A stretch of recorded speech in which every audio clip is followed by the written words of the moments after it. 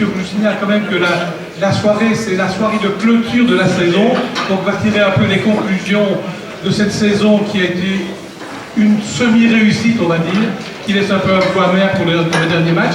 Mais on a quand même joué le tour final et 3 matchs de plus que la saison passée. Et puis, il y aura le repas, et après le repas, il y aura aussi des interviews de joueurs qui sont là, Gaëtan Houdor, Élie Van de Bonne, et notre directeur technique, ou sportif, directeur sportif, Gaëtan Anglevert, qui nous parlera, lui, des transferts de la saison prochaine. Alors, sans plus attendre, on commence par le vice-président Georges-Henri Botson.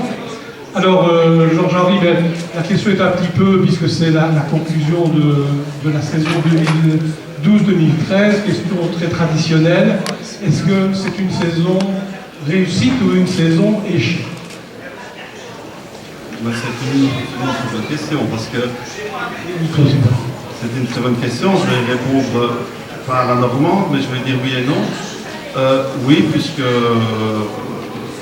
nous avons une belle restructuration, nous sommes dans un club en pleine reconstruction, nous gagnons de la crédibilité, nous rendons la fierté à nos supporters, nous faisons plein de choses, nous voyons venir vers nous toute des marques de sympathie que le club n'avait plus connues depuis longtemps. Financièrement, on a rétabli la situation, donc tous ces signaux-là sont positifs, mais si je vous dis que je suis très, très heureux de la saison sportive, non. Là, on a, comme Alain vient de vous le dire, on a joué peut-être, j'ai oublié de parler de la coupe, on a 5 tours en coupe, on a 4 matchs dans le tour final.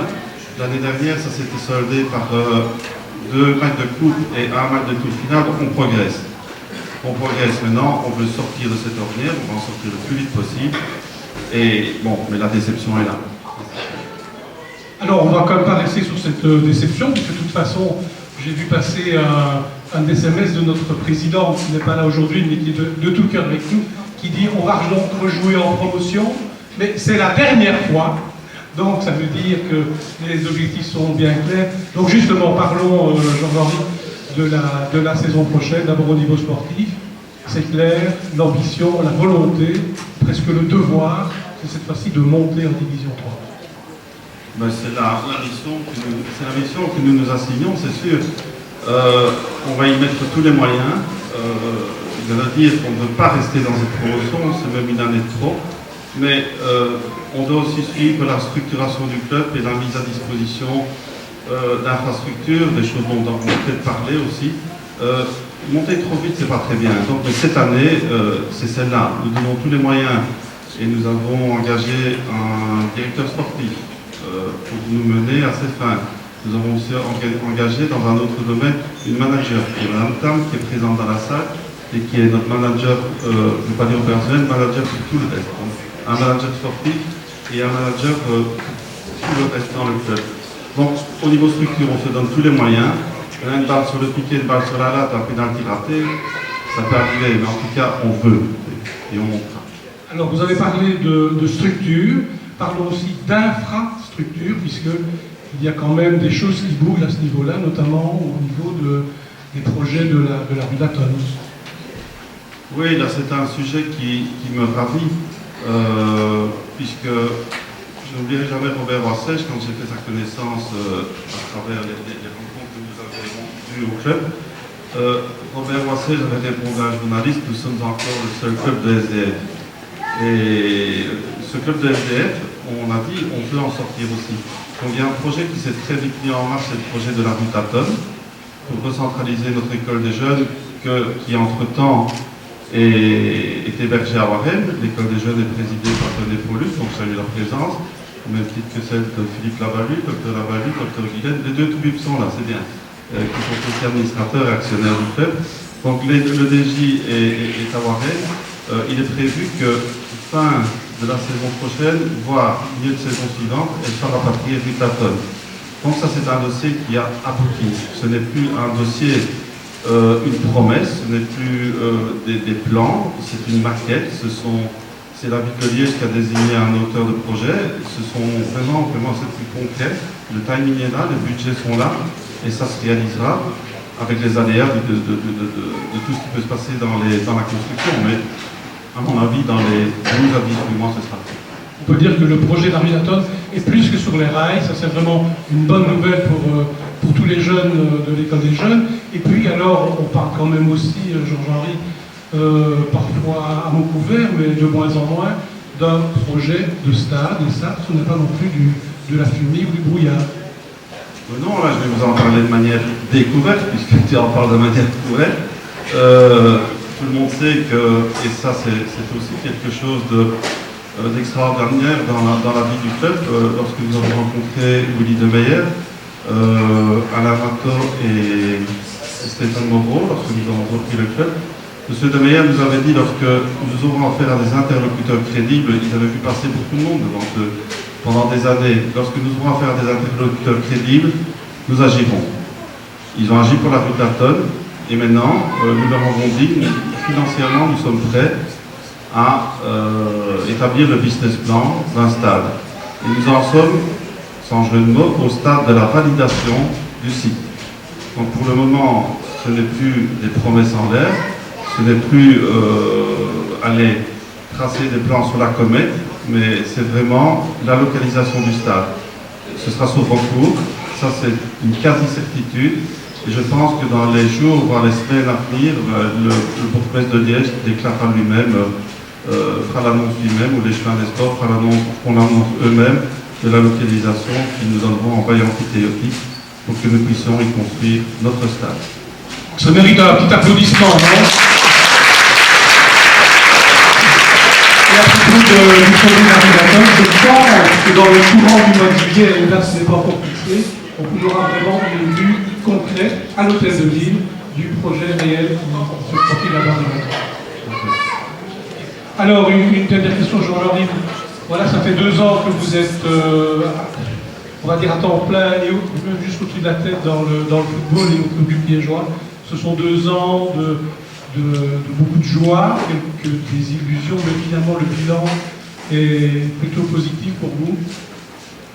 Mais je vais paraphraser mon ami Jean-Paul Lacombe, dont l'amitié est née de par la rencontre de ce projet à la base, lui qui a été quand même un petit peu, qui a joué des entremetteurs. Là. Entremetteur, pas entremetteuse. Et alors, je vais paraphraser en disant que nous avons plongé il y a moins de 2 ans sans connaître la température de l'eau. Et il a fallu se faire à ces conditions-là qui étaient difficiles. J'ai abordé tout à l'heure la dette qui traînait. Je peux le dire, ça a été écrit, on s'est promené entre 600 et 700 000 euros de dette que nous avons payées aujourd'hui. C'est un travail colossal. Au niveau du bilan, moi je retiens 2 choses. La structuration du club, la structuration, vraiment faire fonctionner un club comme fonctionne une entreprise. Comme doit fonctionner une entreprise, avec une rigueur budgétaire, avec tout ce qu'il faut pour pérenniser l'entreprise et avoir une comptabilité régulière, ce qui est le cas dans nos 3 entités, l'ASA, l'école des jeunes et la SBL 120-125. Donc ces 3 sociétés, dans l'histoire du club, sont, après 2 exercices, légèrement bénéficiaires, toutes les 3, après la dette que nous avons apurée. Donc ça, c'est quelque chose de merveilleux, je pense que ça ne s'est plus passé depuis 20 ans. Et une chose qui est extraordinaire pour moi, c'est d'avoir tissé des liens d'amitié avec René Paulus, qui me fait un clin d'œil là-bas, parce qu'il a peur que je l'oublie, et avec d'autres administrateurs, mais aussi beaucoup de supporters. Et c'est à eux, et c'est pour eux aussi que nous faisons ce genre de choses, parce que je ne suis pas le petit gamin de Willy de Meyer, bien loin de là. Et il m'a dit un jour, et c'est ce qui m'a fait percuter sur le projet, j'avais été le voir avec Jean-Paul Lacombe, et il m'a dit, Monsieur Boxon, vous ne savez pas ce qu'est le matricule 4. Ce n'est pas un club, c'est pas un club comme les autres.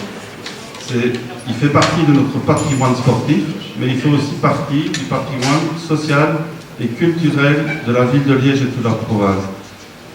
J'ai vraiment apprécié ça, et c'est ce qui m'a fait déclencher. Aujourd'hui, je le sens vraiment avec force, je le vis au quotidien, et j'en suis heureux, si même ça fait pas mal de soucis, mais heureux de vous voir là ce soir, et je vous remercie beaucoup. Merci Jean-Henri. Je propose qu'on associe aux applaudissements René Paulus, qui est là-bas, l'expert bleu, dont on connaît.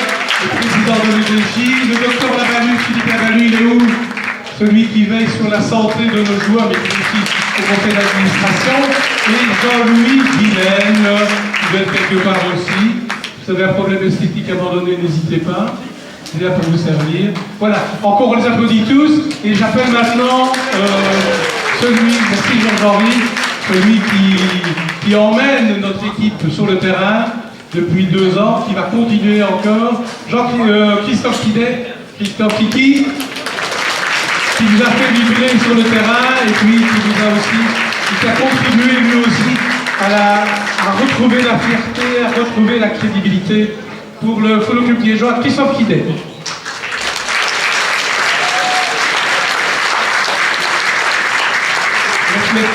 Je suis là parce que je me suis aperçu que la caméra était là, donc bon, tout va mieux, Christophe.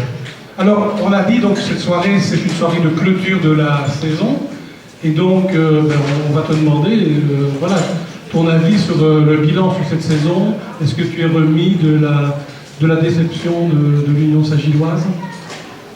Ouais, remis, c'est un grand mot, hein. Donc ça reste toujours un petit peu à travers la gorge, mais il faut pouvoir tourner la page, en tirer les conclusions et repartir du bon pied de toute façon pour la saison prochaine. Alors cette saison, c'est bizarre parce que comme Georges-Henri l'a rappelé tout à l'heure, elle avait commencé à rouler de canon avec cette campagne en Coupe de Belgique où on ne s'est fait éliminer que par le Bruxelles, c'est encore dans les 10 dernières minutes. Et puis, il y a eu un creux, là, comme ça, en septembre-octobre. Est-ce qu'on explique ça? Est-ce qu'il y a une explication? Bon, on a beaucoup réfléchi justement à cette début de saison, alors qu'on sortait justement de très bons matchs en coupe, en ayant éliminé les divisions 2 et division 3. Hein, donc on s'attend directement à avoir des résultats. Et malheureusement, on a été pris à Namur notamment avec cette défaite. Et on a dû relever la tête le plus rapidement possible, mais c'est vrai que ce début-là, on n'était pas prévu au programme. Malheureusement, c'est le football et ça peut arriver. Après ça, il faut pouvoir réagir, c'est ce qu'on a fait. Parce qu'il me semble que si on fait le bilan de 2013, je me souviens d'une défaite à Meaux, mais plutôt là de côté, aussi dans une défaite à Bleugnier, mais avec une équipe qui était un peu expérimentale et qui n'avait plus vraiment la motivation, et puis cette défaite à l'Union, évidemment. Et donc finalement, le bilan de 2013, c'est ça qui peut être encourageant, c'est qu'en 2013, le bilan est très favorable, il suffirait, entre guillemets, de continuer sur cette lancée. Bah, disons que depuis 2 ans, on a une nouvelle direction, évidemment, donc avec des défis, des challenges. Et au niveau sportif, on a une équipe, la première saison, qui a fait de bons résultats avec ce tour final. Je crois que ça, c'était vraiment l'objectif. Et puis, de continuer à évoluer, à progresser. Donc, la deuxième saison, on a été basé là-dessus. Maintenant, quand on sait qu'on finit 3e la première saison, si on veut évoluer et progresser, ça veut dire aussi de jouer le titre ou d'aller plus loin, évidemment, au tour final. Donc c'est clair qu'on a eu ces moments de joie avec ces beaux matchs en coupe et puis quelques petites déceptions au début de championnat, et on a su relever la tête et atteindre ce tour final et aller vraiment pratiquement au bout. Parce que pour moi, au bout, c'est quand on l'a en main et qu'on a cette montée, et là on n'a pas. Donc, mais on est allé plus loin, et on veut encore aller plus loin la saison prochaine. Je crois que ça, c'est vraiment le mot d'ordre, c'est d'évoluer chaque saison. Donc on garde notre base sportive, donc là sur le terrain, je crois qu'on a acquis ça et on doit le garder et continuer justement à peaufiner l'équipe pour la rendre encore meilleure et pour pouvoir encore progresser. Donc la saison prochaine, c'est clair qu'on veut faire mieux. Et si on veut faire mieux, c'est d'aller chercher cette montée en D3. Et c'est clair que là, on aura besoin évidemment de tout le monde. Et tout le monde doit évidemment tirer dans le même sens, que ce soit les joueurs, bien sûr, le staff. On parlait du doc tout à l'heure, mais c'est important aussi, que ce soit le magasinier, évidemment le moteur de tout ça, c'est évidemment vous, les supporters, qui chaque week-end mettez l'ambiance, venez au stade, nous soutenir, même dans les moments un peu plus difficiles. Donc je crois qu'on peut se rendre compte de ça lors du dernier match à l'Union, quand on voit une vingtaine de cars partir sur 23. Voilà, 23 exactement. Donc ça, c'est exceptionnel quand on pense qu'il y a 3 ans d'ici, il n'y avait pratiquement plus personne. Il ne faut pas se leurrer. Donc je crois qu'il y a une très bonne dynamique. Mais sportivement, maintenant, il faut franchir encore un cap. Et le cap, c'est la D3. Très bien, merci Christophe. Eh bien, en tout cas,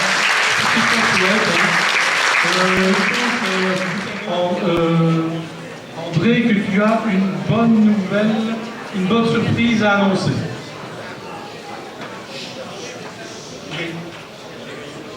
Oui, bon, ceux qui me connaissent savent que je ne suis pas l'homme des grands discours.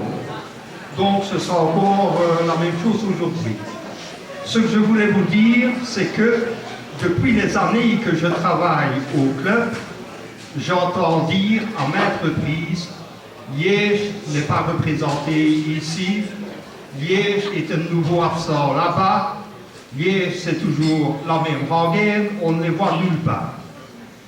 Alors, je me suis efforcé, depuis que la nouvelle direction est en place, ça fait 2 ans, d'être présent partout où je recevais une convocation. Et c'est ainsi que, aujourd'hui, j'ai assisté à l'Assemblée générale du comité provincial. Entre parenthèses, c'est barbare, je vous le dis tout de suite, d'entendre ces discours de circonstances. Ben enfin, c'est comme ça. Mais enfin, j'ai quand même eu une agréable surprise. C'est qu'en fin de séance, on a passé à des récompenses donc, en faveur de certains clubs. Et j'ai eu l'agréable surprise d'entendre parler du football club liégeois. Donc, je n'ai pas fait le déplacement pour rien. Et je voudrais bien avoir à mes côtés le président de l'école des jeunes. Je voudrais bien qu'il vienne me retrouver, s'il vous plaît. Et je voudrais bien qu'il vienne nous retrouver, de même que le directeur technique Gaëtan Glebert. Je voudrais bien les avoir tous les deux à mes côtés. Donc, voilà. Le petit cadeau que je vais remettre, à ces 2 personnes, j'en suis certain, va faire plaisir. C'est grâce à une équipe de U14, dont des moins de 14 ans, qui ont remporté la finale de la Coupe de la province de Liège.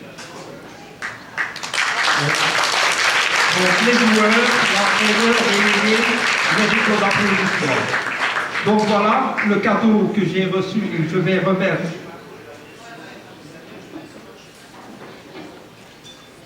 Va faire plaisir. C'est offert par le CP Liège, un chèque de 250 € à valoir en bon d'achat chez Marsport. Président, voilà. C'est avec plaisir que je vous remets ça. Merci André, j'en profite qu'on applaudisse aussi notre CQ, parce que sans lui, il y a beaucoup de choses qui ne pourraient pas se faire. Donc c'est vraiment l'aide indispensable au conseil d'administration. Merci André, merci René, félicitations au du 14. Hein.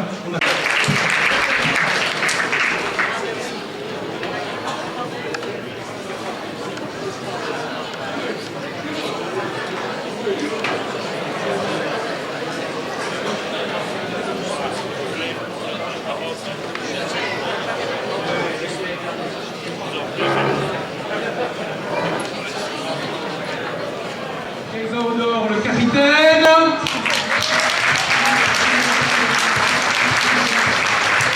Eric Van de Bonne, qui à Tamine s'est sacrifié, parce que s'il n'est pas blessé, Stéphane Caligari n'entre pas au jeu, et on ne sait pas qui aurait marqué. Donc merci Eric de t'être sacrifié. Et je propose d'ailleurs de commencer tout de suite, Eric. Comment vas-tu? Parce que c'est quand même ça la question. Hein. Bah, très bien, j'ai vu le médecin, donc je pourrai reprendre les entraînements normalement avec le groupe dès la reprise. Malheureusement pour jouer, là, je devrais attendre fin juillet, donc je vais rater le match contre Anderlecht. Mais bon, le plus important c'est le championnat, donc, mais je serai là pour ça. Oui. Alors, toi aussi, tu es revenu cette année comme Gaëtan, hein, tu es de division 3, tu aurais pu y rester d'ailleurs, tu serais peut-être en D2, hein, entre nous. Donc ta volonté, c'est vraiment de monter avec le club et que cet objectif de la D3, cette fois-ci, on ne peut pas le rater l'année prochaine. Oui, tout à fait. J'avais signé à Liège pour être champion, tout simplement, ou pour monter via le tour final. Malheureusement, les circonstances ont fait qu'on l'a raté de peu de choses, je pense, finalement. Mais bon, l'année prochaine, oui, l'objectif est là et on fera tout pour le gagner. Merci Eric, on l'applaudit encore. On le remercie. Je me tourne vers Gaëtan Houdor, notre vaillant capitaine. Alors, je dis vaillant capitaine, mais aussi très sensible parce que j'étais sur le terrain en face de toi à la fin du match contre l'Union Saint-Gilloise et je ne vais trahir personne en disant que tu avais presque les larmes aux yeux. Oui, effectivement, je pense que c'était une grosse déception. Pour moi, c'était vraiment une très grosse déception. On avait des objectifs début d'année. On n'a pas réussi à les réaliser. On a quand même fait beaucoup d'efforts durant toute la saison pour atteindre cet objectif-là. Ici, on a vraiment échoué devant le dernier obstacle. C'est vraiment désolant. Ouais. Alors toi aussi, tu étais revenu à Liège, d'abord parce que c'est ton club de cœur, mais aussi avec l'espoir de remonter, puisque tu étais naturellement en D2.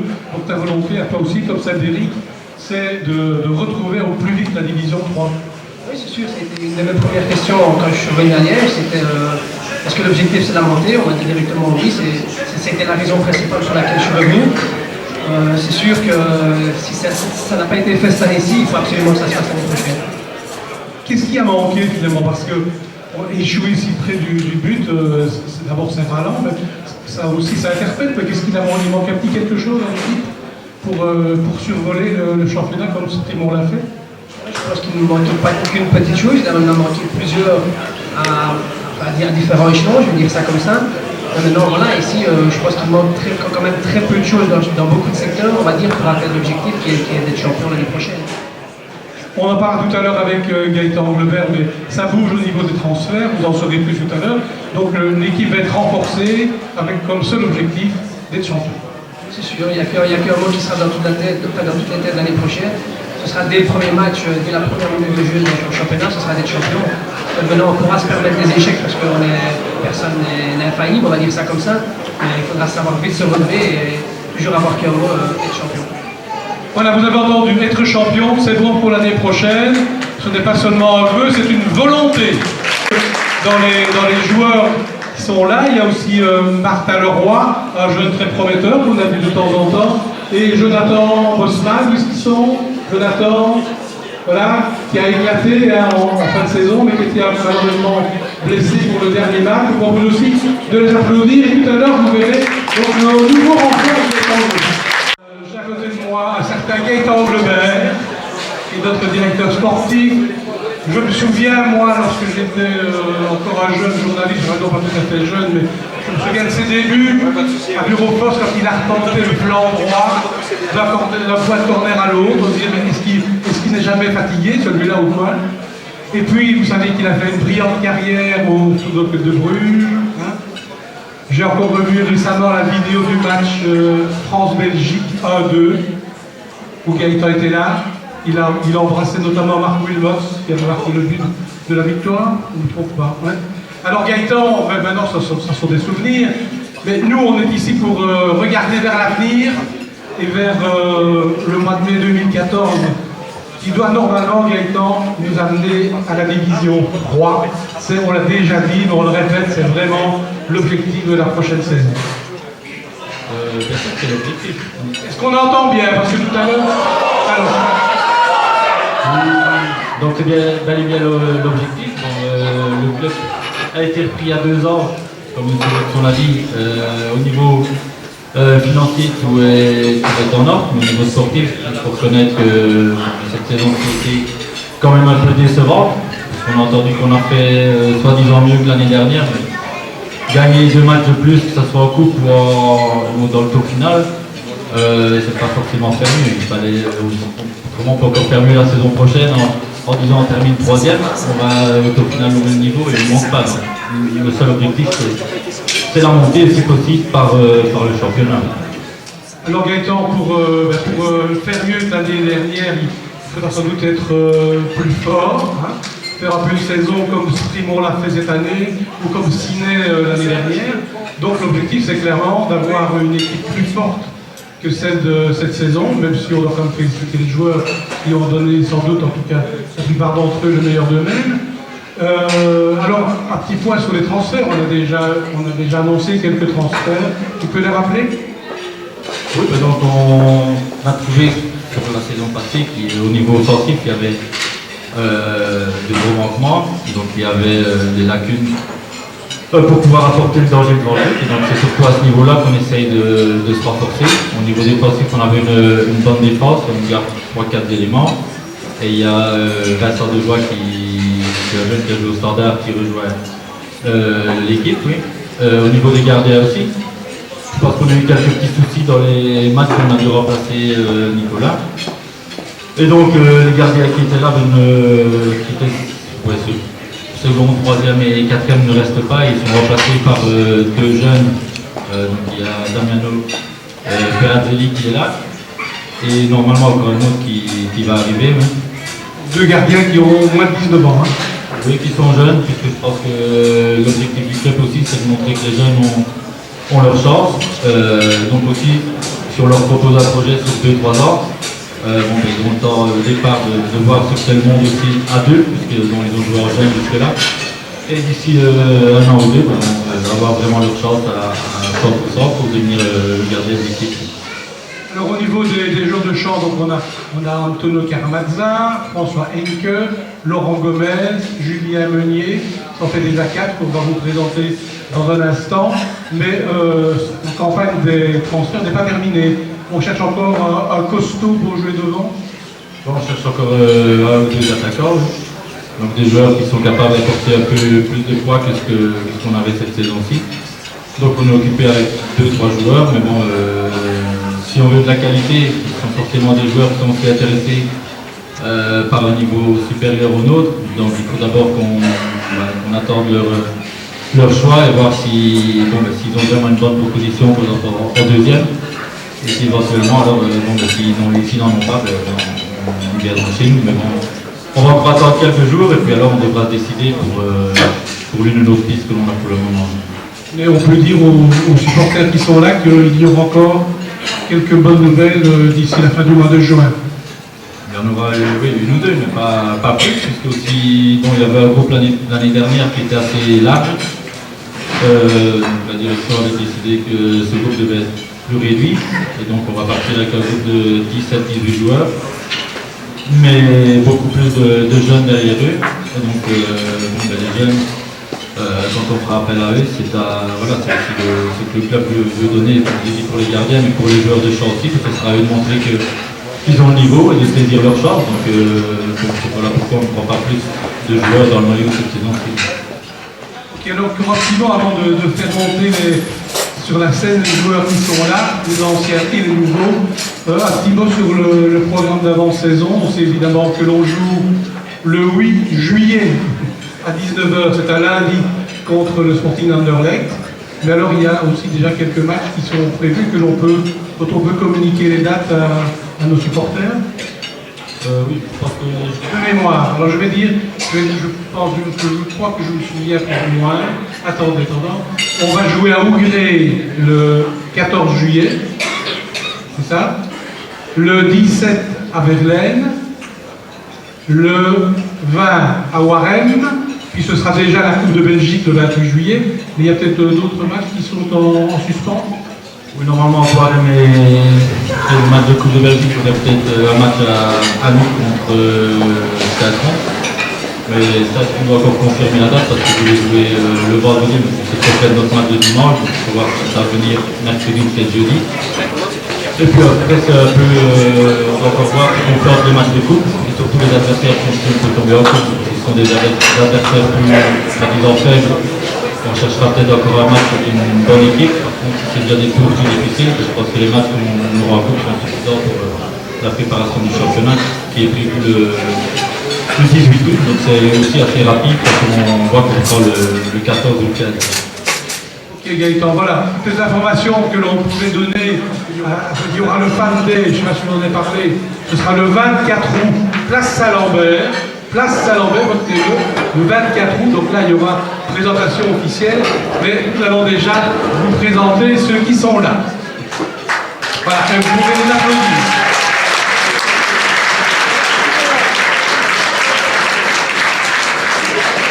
Alors Gaëtan, tu vas m'aider parce que je les connais, mais pas tous. Alors voilà, le premier c'est Antonio Caramazza. Je ne vais pas énoncer tous les clubs où il a joué, mais il a toujours donné satisfaction. Comment? Oui. Alors à côté de lui c'est François Henke, plutôt un flanc droit, offensif. On est plus près, là, on voit bien. Hein. On voit bien. Alors là tu vas m'aider, Gaëtan. Voilà. Alors, Damiano Peratelli, donc le deuxième gardien. il a déjà son fan club, hein, on va pas promettre. Alors, je pense qu'à côté de lui, un grand, là, c'est Vincent de Joie, un arrière défenseur central. Hein. Alors, il a été formé au Standard, d'accord, mais c'est un Esbignon, parce que je me suis laissé dire. Et il a joué quelques années à Liège, et puis c'est un Esbignon, puisqu'on m'a dit qu'il était d'origine d'Awan. Donc c'est vraiment un de chez nous, hein, en vrai, ok? Alors, à côté de lui, presque aussi grand que lui, Julien Meunier, c'est un attaquant, qui nous a fait un peu souffrir quand il était à EY et à Cité Sport, mais ça c'est oublié, maintenant il va travailler pour nous. Et puis bah, ce sont les nouveaux, hein, il y en aura d'autres, vous l'avez bien entendu. Et puis, je vous propose d'applaudir Martin Leroy, le travailleur droit, plein d'espoir, Jonathan Bosman, que vous avez apprécié en fin de saison. Est-ce que vous les voyez bien, parce qu'ils se cachent bien attendu. Et puis les deux vieux, là, Gaëtan Odor, le capitaine, et Eric Van de Bonne. Alors, applaudissez-les tous, et je vous donne déjà rendez-vous pour le samedi du mois de...